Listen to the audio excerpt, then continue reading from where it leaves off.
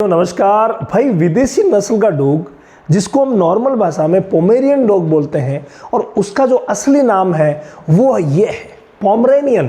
तो जो Pomeranian dog है उसके क्या इश्यूज है? ये छोटी सी ब्रीड है और सभी इसे पालना चाहते हैं। देखने में ये देखिए वाइट ये सबसे ज़्यादा आकर्षक लगता है और वाइट जब हम देखते हैं तो बड़ा ही मनमोहक लगता है। बहुत ही चंचल डॉग है, लेकिन क्या आपको पता है कि इसके बड़े बड़े इश्यूज क्या है?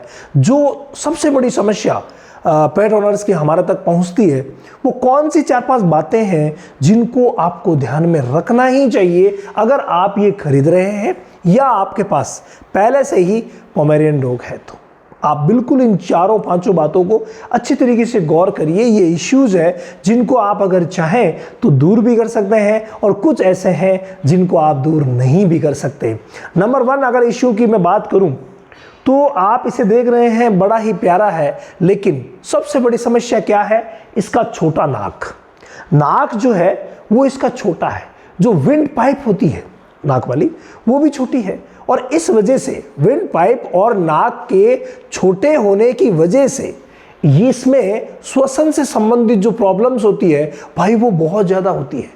यानी श्वसन रिलेटेड जो प्रॉब्लम होती है ना वो बहुत ही ज़्यादा होती है। तो श्वसन रिलेटेड प्रॉब्लम्स में क्या होगा, आप देखेंगे कि छींके आना, रिवर्स स्नीजिंग जिसे बोलते हैं, वो आती है और कई बार तो ट्रकिया जो है वो कोलैप्स कर जाती है। इतनी बड़ी समस्या होती है। वो किस वजह से होती है?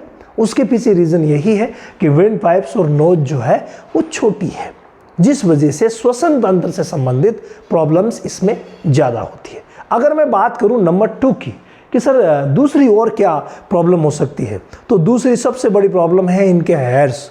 जो हेयर्स होते हैं ये देखिए आप, कितने आकर्षक बड़े बड़े हेयर्स वाइट होते हैं। तो अगर आपने मल्टीविटामिन सप्लीमेंटेशन प्रॉपर नहीं किया, यानी मल्टीविटामिन्स नहीं दिए, रेगुलरली आपने डिवॉर्मिंग नहीं करवाई, बैलेंस्ड डाइट नहीं दिया, मीठा तली हुई चीज़ें खिला दी, तो भाई इनमें हेयर लॉस बहुत ज़्यादा होते हैं। और जब इनमें हेयर लॉस होंगे ना तो आप मान के चलिए आपको इतना परेशान कर देंगे कि चारों तरफ बाल ही बाल, क्योंकि ये आप देख रहे हैं हेयर्स की वजह से ही तो पहचाने जाते हैं और हेयर लॉस की प्रॉब्लम इसमें बहुत ज़्यादा होती है। तो इसको आप कंट्रोल कर सकते हैं। मैंने जो चीज़ें बताई उनका आप ध्यान रख लीजिए, सब एकदम से कवर कर लेंगे। इसके बाद अगर अगले हेल्थ इश्यू की मैं बात करूं तो इनमें जो ज़्यादा उछल कूद, देखो चंचल तो ये होते ही हैं, ज़्यादा उछल कूद करने की वजह से जो पटेला बोन है वो पटेला जो होती है ना इनमें बहुत ढीली होती है, तो खटाक से उतर जाती है, तो फिर एक पैर को ऊपर करके और कूदते रहते हैं। तो ये एक इसमें प्रॉब्लम ज़रूर आती है। वहाँ छोटा सा एक काम करना रहता है, वो आपके वेट कर लेते हैं, वहाँ ले जा करके आप इसे ठीक करवा सकते हैं। तो ये भी एक बहुत बड़ा इशू है। और सबसे बड़ा जो इशू मैं अब बताने जा रहा हूँ वो है दोस्तों कि इनकी जो पप्पी स्टेज होती है ना, पप्पी स्टेज में एक विशेष प्रॉब्लम होती है जिसको हम बोलते हैं हाइपोग्लाइसीमिया, यानी कि ब्लड में ग्लूकोज लेवल जो होता है वो कम हो जाता है। और हाइपोग्लाइसीमिया जब भी हो गया ना, ये समझो कि जान ले लेता है, क्योंकि ये अचानक से होता है और ट्रीटमेंट करने का मौका भी नहीं देता और जो छोटे पप्पी होते हैं वो मर जाते हैं। लेकिन अगर आप पहले से ही ध्यान रखें, देखो लास्ट 3 महीने तक होगी, तो 3 महीने से छोटे जितने भी पप्पी हैं पोमेरियन के यानी पोमरेनियन के, तो आप क्या करेंगे, उन्हें आप फीड जो दे रहे हैं वो प्रॉपर बैलेंस्ड फीड दीजिए।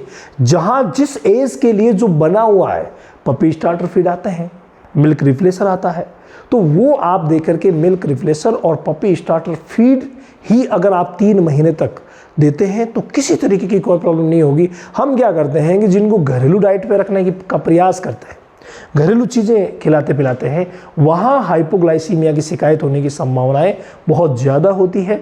और ये अगर हो गया, ब्लड ग्लूकोज लेवल कम हो गया, तो अचानक से पप्पी स्टेज में इनकी मौत हो जाती है। तो ये सारे इश्यूज़ हैं, अगर आप इनको कवर कर लेते हैं, यानी हाइपोग्लाइसीमिया वाला तो 3-4 महीने से बड़ा हो गया तो ये टेंशन तो ख़त्म होगी। हेयर्स की टेंशन मैंने आपको बताई थी। और पटेलर जो है लाइजेशन जो रहता है, जिसमें पटेला खिसक जाती है, लूज रहती है, तो उसके लिए क्या करेंगे, आप हैवी एक्सरसाइज मत करवाइए उसको, ज़्यादा जंप नहीं, बस आराम से खेलता कूदता है, बस वही उसके लिए एकदम से फिट फाइन रहेगा। तो इस तरीके से ये इश्यूज जो है वो सॉल्व किए जा सकते हैं। अब जो नाक वाला है वो तो भाई जन्मजात इश्यू है, और विंड पाइप्स वाला तो वो तो हम सॉल्व नहीं कर सकते, लेकिन ये सारे इश्यूज सोल्वेबल है, आप कर सकते हैं। तो भाई पोमेरेनियन अगर है और रखना चाहते हैं तो ये इश्यूज इसके आपको जानना बहुत ज़्यादा ज़रूरी है। इसके अलावा अगर आप डॉग ट्रीटमेंट के बारे में ऑल ओवर चीज़ें जानना चाहते हैं तो रामावत एनिमल ऐप पर आ जाइए, वहाँ रोज़ रात 10 बजे मैं लाइव भी आता हूँ। और हाँ, हमारे मेंबर भी आप बन सकते हैं। अगर आप मेंबर बनेंगे ना तो आपकी जो भी समस्याएं हैं रोज़ टू रोज़ मैं लाइव आता हूँ, आपसे बातें करूँगा और जो भी आपकी समस्याएं हैं वो वहीं पर सॉल्यूशन दूंगा, चाहे वो किसी भी तरीके की प्रॉब्लम है, चाहे वो मेडिसिन से रिलेटेड है या फिर वो फीडिंग से रिलेटेड है। कोई भी प्रॉब्लम हो तो आप मुझे शेयर कर सकते हैं।